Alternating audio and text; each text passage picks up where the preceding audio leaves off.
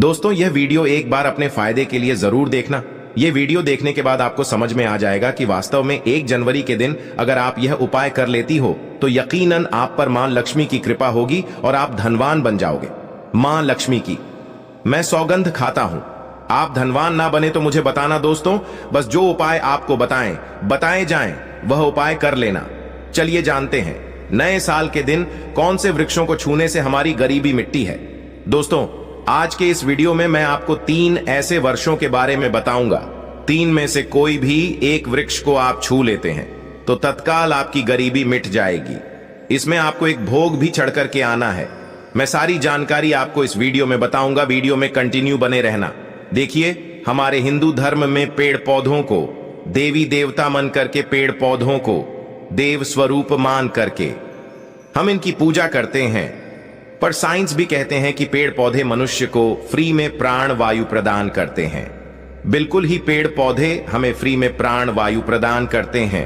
पेड़ पौधे हमें ऑक्सीजन देते हैं एवं हमारे द्वारा निकाले जाने वाले कार्बन डाइऑक्साइड एवं अशुद्ध जितने भी खराब होते हैं इन वायु को अपने में अंदर ग्रहण करते हैं। पेड़ पौधे स्वयं तेज धूप में तपता है एवं मनुष्य को शीतल छाया प्रदान करता है। पेड़ पौधे हमें कई प्रकार के फल फूल एवं जलाने के लिए लकड़ी भी प्रदान करते हैं। तो हमारे शास्त्रों में पेड़ पौधों को बहुत गुणकारी कह गए हैं। अनेक बीमारी का फ्री में उपचार पेड़ पौधों के माध्यम से, जड़ी बूटी के माध्यम से कर सकते हैं। दोस्तों, भगवान श्री कृष्णा भी पेड़ पौधों को बहुत ही महत्व दिए हैं। वृक्ष में जो पीपल के वृक्ष हैं, इसे वर्षों का राजा कहा जाता है क्योंकि पीपल वृक्ष की आयु अन्य वृक्षों की तुलना में बहुत अत्यधिक होती है। भगवान श्री कृष्णा भी स्वयं गीता में कही है, मैं वर्षों में पीपल का वृक्ष हूं, क्योंकि स्वयं पीपल के वृक्ष में भगवान विष्णु एवं माता लक्ष्मी जी निवास करती है। तो आपको नए साल के दिन इस वृक्ष को छू करके आ जाना है। आपके गरीबी, रोग, दोष एवं समस्त विकार समाप्त हो जाएंगे।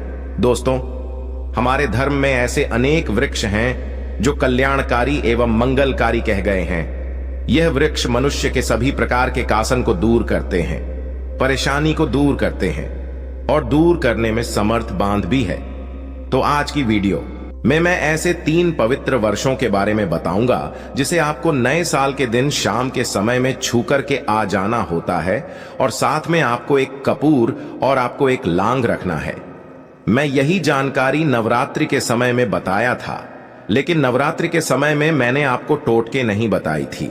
मैं टोटके ऐसे बता रहा हूं कि इसी के साथ में आपको एक कपूर और एक लांग वहां पर रख कर जाना है और इस वृक्ष के नीचे जालना भी है। और मैं आप लोगों को इस वृक्ष को वोट के लिए, अर्थात इस वृक्ष को आप अपनी समस्या बोलेंगे, छूते ही आपकी गरीबी मिटेगी। बहुत अच्छी जानकारी है और आपको बहुत स्वरूप इसमें क्या लगाना है वह भी मैं जानकारी इस वीडियो में विस्तार से बताऊंगा। लेकिन उससे पहले अभी तक आपने हमारे चैनल को सब्सक्राइब नहीं किया है तो चैनल को सब्सक्राइब करके बेल आइकन जरूर दबाइएगा। सच्चे हृदय से कमेंट बॉक्स में लिखना ना भूलें। जय माता लक्ष्मी, नए साल की हार्दिक शुभकामनाएं। देखिए, अगर आप कठिन मेहनत करने के बाद भी एक दिन में 200 से कमा रहे हैं और वही एक व्यक्ति कम मेहनत करके आज 2000 कम रहा है, तो कौन सा अच्छा है, 2000 कमाने वाला या RS 100 कमाने वाला? 2000 कमाने वाला व्यक्ति कई प्रकार के उपाय करके सारी चीजों को, पैसों को तेजी से खींचने का काम करता है। दोस्तों देखिए, मैं अपने चैनल के माध्यम से आप सभी लोगों को अच्छी अच्छी जानकारी इसीलिए सिखाता हूं। कई लोग हमें कमेंट करके पूछते हैं, गुरुजी हमें एक वक्त की सही तरीके से रोजी रोटी नसीब नहीं हो पाती। हमारे पड़ोसी जो लाखों रुपए कमा रहे हैं, तो क्या इसमें हमारे भाग्य की गलती है? देखिए, भाग्य को आप मेहनत के द्वारा दूर कर सकते हैं, लेकिन पूर्व के समय में हमारे द्वारा किसी भी प्रकार की अनहोनी हो गई होती है या किसी भी प्रकार की हमारी कुंडली में दोष लग गया हो तो उसे दूर करने का काम करते हैं यह पेड़ पौधे। दोस्तों, ये पेड़ पौधे जितने भी होते हैं, यह अगर आप नए साल के दिन इन 3 वर्षों में से अगर आप इसे जाकर के छू लेते हैं तो आपके जीवन में जो दोष लगे हैं, आपके जीवन में किसी भी प्रकार का आपको शराब लगा लगा है, बद्दुआ लगा है, तो उसे यह पेड़ पौधे अपने अंदर में खींच लेते हैं ये अपने अंदर खींच करके अपनी डाली को आपकी बद्दुआ के कारण अपनी छोटी सी डाली को तोड़ देते हैं, यानी कि छोटी सी डाली सूख जाती है और आपकी बद्दुआ के कारण जो सामने वाले ने आपको बद्दुआ दी थी और आप इसे छू करके आते हैं इन वृषसोन को, तो आपकी बद्दुआ इन वर्षों में चली जाती है, इनकी एक डाली सूख जाती है। आप देख लेना और आप खुद देखना, इस वृक्ष को छोटे ही बिल्कुल ही किसी शुभ अवसर पर या फिर नए साल पर आपके जीवन में ऐसा परिवर्तन आएगा कि इस टाइम से आपके काम बनना शुरू हो जाएंगे। तो चलिए मैं आप लोगों को वर्षों के बारे में बता दूं। मैं पहले वाले वीडियो में भी बता चुका हूं कि नवरात्रि के समय में बहुत ही उत्तम वृक्ष माना जाता है। पारिजात का वृक्ष समुद्र मंथन से उत्पन्न हुआ था। आप सभी दर्शकों को यह जरूर पता होगा और यह देवराज इंद्र के नंदन में स्थापित किया गया था।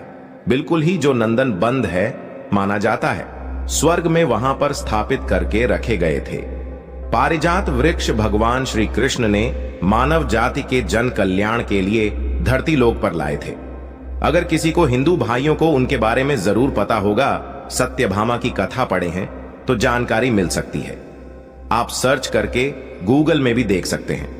ऐसा माना जाता है कि मनुष्य के शरीर में कितनी भी ज्यादा थकान हो, बिल्कुल इस वृक्ष को छूते ही तत्काल समाप्त हो जाती है। बहुत से लोग इस वृक्ष को थकान होने को बिल्कुल इस वृक्ष को छोटे हैं। बड़े बड़े राजनीतिक से जुड़े हुए लोग हैं। हमारे चैनल में बहुत से लोग राजनीतिक क्षेत्र से जुड़े हुए हैं। दोस्तों, आपसे निवेदन करना चाहूंगा तो इसीलिए इस चैनल को मिस मत करिए, जरूर सब्सक्राइब कीजिए। धर्म क्षेत्र से जुड़े हुए हैं सारे लोग हमें जानकारी सजा भी करते हैं। दोस्तों, इस वृक्ष के नीचे ध्यान से सुना, इस वृक्ष के नीचे आपको नए साल के दिन जाना है और आपको घी का यहां पर दीपक जलाना है। अगर आप घी का दीपक जलाने में समर्थ नहीं है तो कोई बात नहीं, आप कोई भी तेल का दीपक जला सकते हैं, सरसों के तेल का दीपक जला सकते हैं। आपको करना क्या है, एक लोग रखना है और एक कपूर रखना है और आपको मनोकामना बोलना है कि है वृक्षराज, आप हमारी यह मनोकामना करें। आप मनोकामना वहां पर बोल देना, मैं यहां पर आपको नहीं कहूंगा, और इस वृक्ष को आपको छूना है और छूने के बाद इस वृक्ष को, पारिजात के वृक्ष को मक्खन का भोग लगाना है।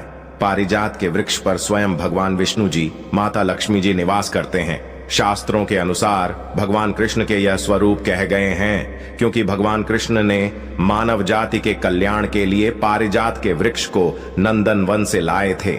तो इसे छूते ही अगर आपके जीवन में किसी भी प्रकार की है लगी हो, बद्दुआ लगी हो, किसी की बुरी नजर लगी हो, जिसके कारण आपके बंदे किस्मत के ताले खुल नहीं रहे हैं और आप चाहते हैं कि आपके बंदे किस्मत के ताले खुल जाए, बद्दुआ कट जाए, शनि दोष लगा हुआ है कट जाए, तो इस वृक्ष हुए और आपको अपनी प्रार्थना बोली है कि हमारी गरीबी को मिटाए। इस प्रकार से छूटे हुए आपको प्रार्थना करना है और एक लौंग और आपको एक कपूर टू डालना ही है और उसके ऊपर में एक लांग डाल देना और आपको मक्खन का भोग इसे लगा देना है। बिल्कुल ही आप उसे देखना, इस टाइम से आपके शरीर हल्का लगना शुरू हो जाएगा और आपकी है बद्दुआ मिट जाएगी।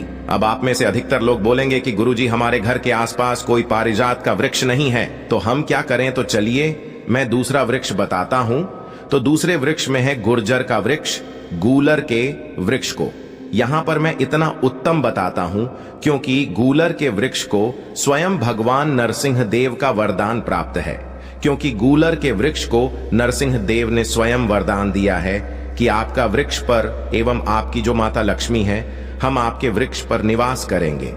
और ऐसा भी कहा जाता है कि गूलर के वृक्ष के पास से अगर मुर्दे को ले जाया जाए तो उसके सारे पुण्य को यह वृक्ष खींच लेता है।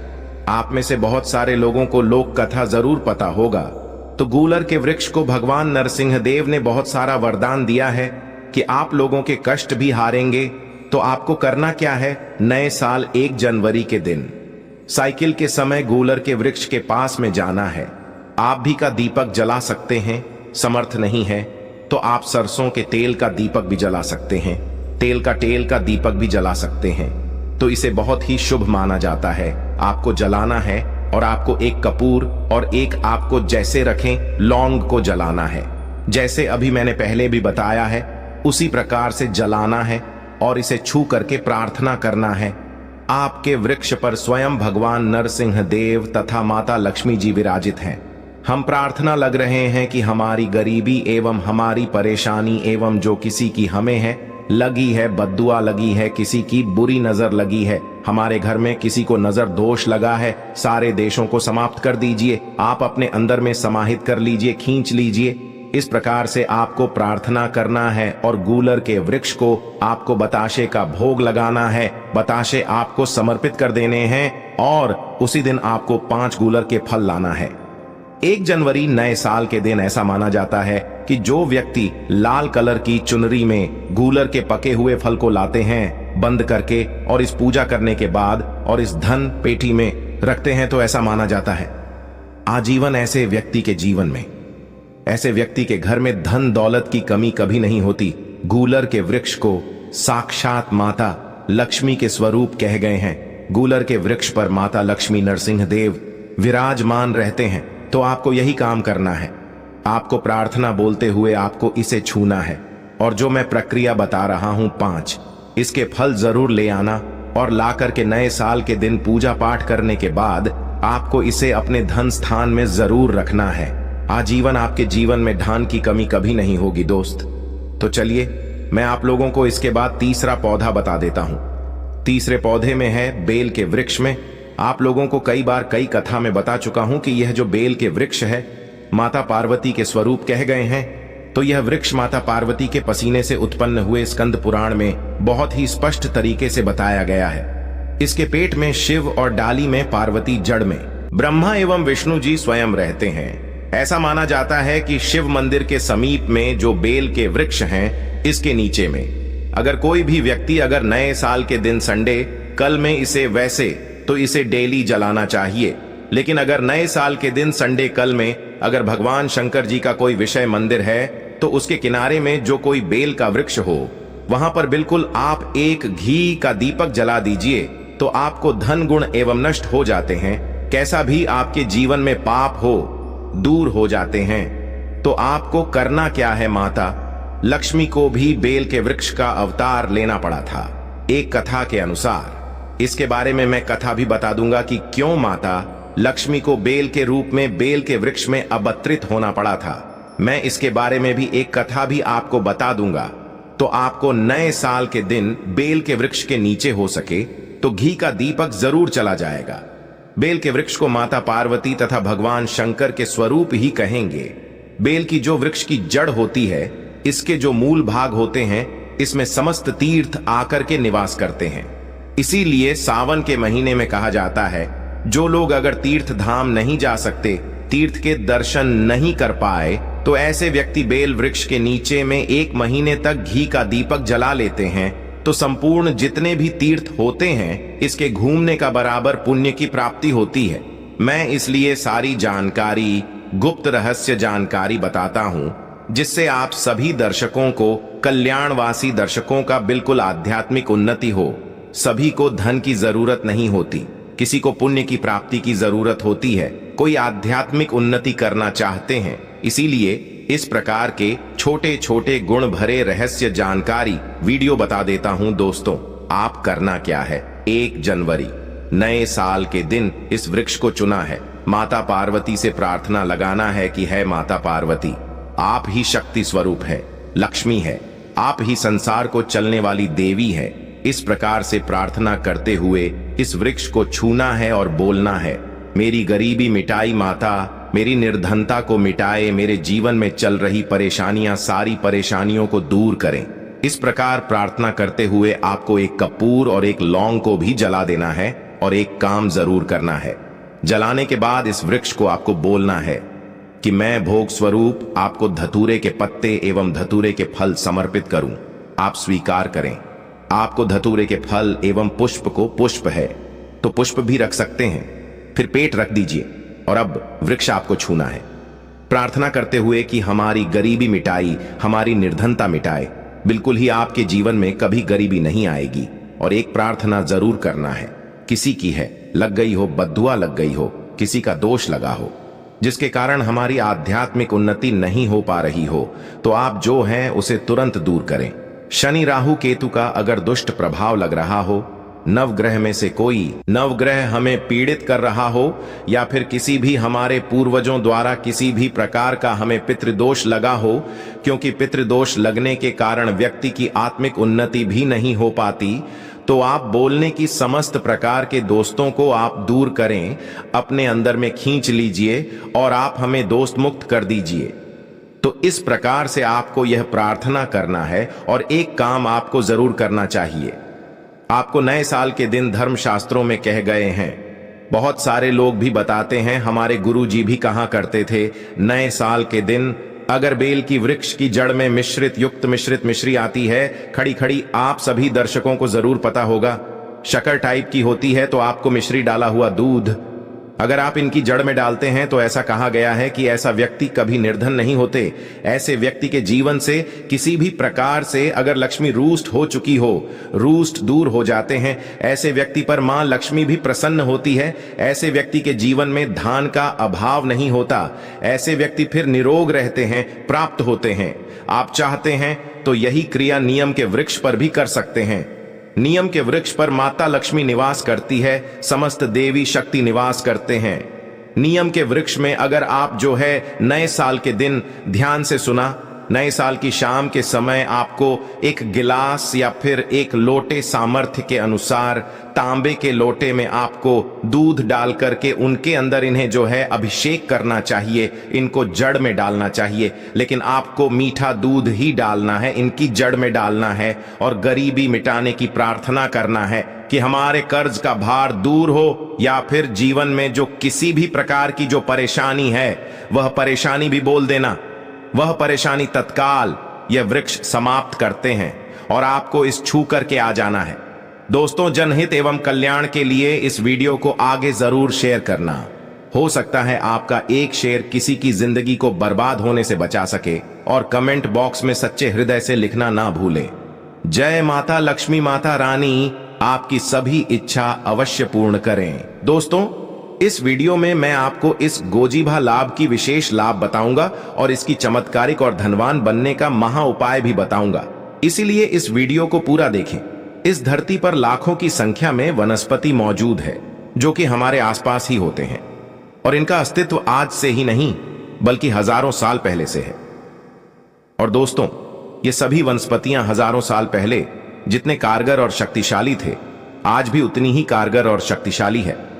लेकिन जानकारी न होने की वजह से ये सभी वनस्पतियां विलुप्त होने के कगार पर है। तो हम अपने YouTube चैनल के माध्यम से आप सभी तक इन वनस्पतियों के बारे में स्वास्थ्यवर्धक जानकारी आप पहचाने का प्रयास कर रहे हैं। तो दोस्तों, इस जानकारी के क्रम को आगे बढ़ते हुए आज हम बात करें हैं एक ऐसा वनस्पति के बारे में जो जमीन पर बसती है। ये कोई आम वनस्पति नहीं है।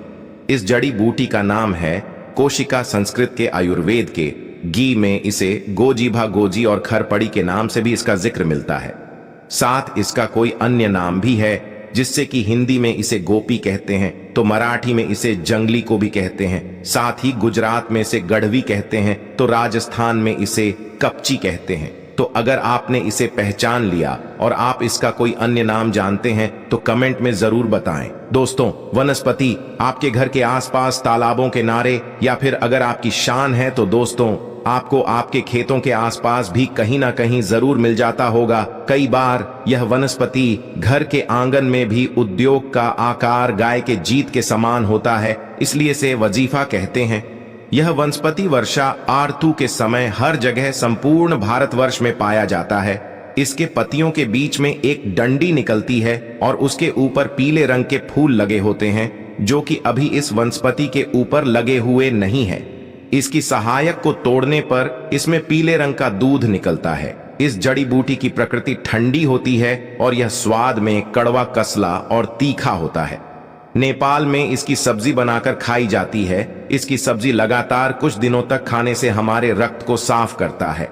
अलावा दोस्तों, इस वनस्पति के कोई अन्य आयुर्वेदिक की आप इस वनस्पति की सहायता से दांत के दर्द को ठीक कर सकते हैं। अगर किसी को बिच्छू ने काट दिया है तो बिच्छू के इजहार को उतार सकते हैं। बवासीर के मरीजों के लिए अमित से काम नहीं है। इसके साथ साथ कहीं पर घाव हो गया है, घाव जल्दी ठीक नहीं होता है, बार बार उसमें से बदबू आती रहती है, तो घाव को भी ठीक कर सकते हैं।